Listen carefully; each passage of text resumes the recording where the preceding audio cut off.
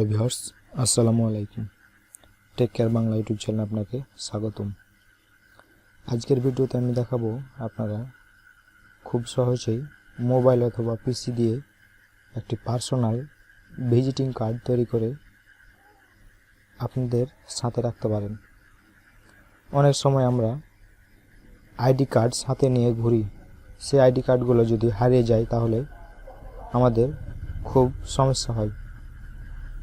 তো আজকের যে পার্সোনাল ভিজিটিং কার্ডটি আপনারা তৈরি করবেন, এটি আইডি কার্ডের বিকল্প হিসেবে আপনারা প্রিন্ট করে আপনাদের সাথে রাখতে পারেন।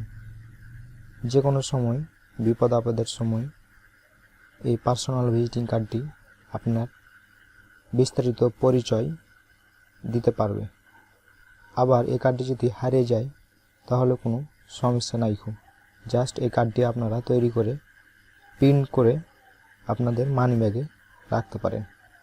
তো মোবাইল দিয়ে আপনারা প্রথমেই চলে যাবেন গুগল ক্রোম ব্রাউজারে। তো আমি পিসি দিয়ে গুগল ক্রোম ব্রাউজারে চলে যাচ্ছি। আসার পর এই লিঙ্কটি আমি আমার ভিডিও ডিসক্রিপশন বক্সে দিয়ে দেব। এই ওয়েবসাইটটি আমি আমার ভিডিও ডিসক্রিপশন বক্সে দিয়ে দেব, সেখান থেকে আপনারা এই লিঙ্কে চলে আসবেন। এটা একটা ওয়েবসাইট। এই ওয়েবসাইটে আসলে দেখতে পাবেন যে পার্সোনাল ভিজিটিং কার্ড মেকার। এখানে দুটো স্টাইল আছে, প্রথম স্টাইল এবং এটা দ্বিতীয় নাম্বার স্টাইল। তো আপনারা যে কোনো স্টাইল এটা তৈরি করতে পারেন। একটু নিচে আসবেন, দেখবেন যে নেম, এখানে আপনাদের নেম দিয়ে দিবেন বাংলা অথবা ইংলিশে।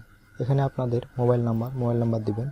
এখানে প্রফেশনাল স্টুডেন্ট, আপনার যে প্রফেশনাল যে কোনো একটা দিয়ে দিবেন।